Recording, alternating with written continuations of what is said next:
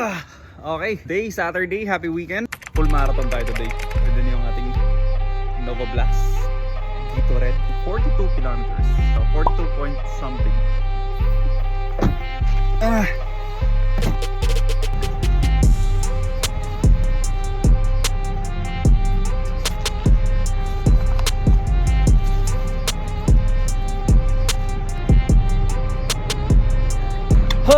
Yun, pagod. Di pa tayo tapos. 33 kilometers, 33.47. So around 9 kilometers pa. Dito tayo ngayon sa SM Clark. Last 9 kilometers for our first ever marathon. Ayun natin to. Bagal! Let's go! Ay, nako. Saan tayo tapos? Tinanggap ko na lahat ng ano ko. Hindi nakita pa. Last 4 kilometers guys. 4 point something. Meron tayong pinaglalaban ngayon, so maglalakad tayo.